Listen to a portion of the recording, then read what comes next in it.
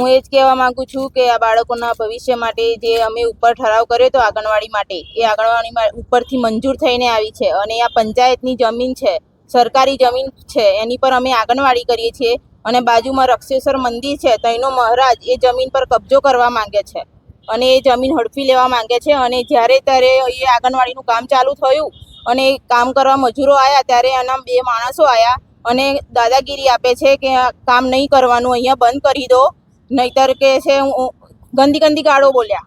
અમે લેડીઝ લોકો બી ઘણા બધા હતા અહીંયા, તો બી ગંદી ગંદી ગાળો બોલ્યા અને કહે છે આ કામ અહીં નહીં થાય, આંગણવાડી અહીં નહીં થાય, તમારે જ્યાં જવું હોય તો કલેક્ટરમાં જાઓ, PSI જોડે જાઓ, જ્યાં જવું હોય ત્યાં જાઓ, પણ આ અહીં નહીં થાય. સરકારી જગ્યા છે તો બી આ લોકો આવું કરે? હા, એ જોડે એનું મંદિર છે ને, તો એ આ જમીન પર એની નજર છે અને એ પચાવી પાડવા માંગે છે. અને એટલું જ નહીં, આજુબાજુના વિસ્તારના જે ખેડૂતો છે ને એમની જમીન બી પચાવી પાડવા માંગે છે અને બહુ હેરાનગતિ છે આ. હા, અમે પોલીસ ફરિયાદ કરવા એ દિવસે ગયા હતા. અમે બપોર 2 વાગ્યાના ગયા હતા. 6 વાગ્યા જ્યારે આ પ્રેસવાળા ભાઈઓ આવ્યા ત્યારે અમારી કાચી અરજી ખાલી લીધી અને એનો કોઈ અમને જવાબ જ નથી આપ્યો. હજુ FIR નથી ફાડી એ લોકોએ. Vadtal police station.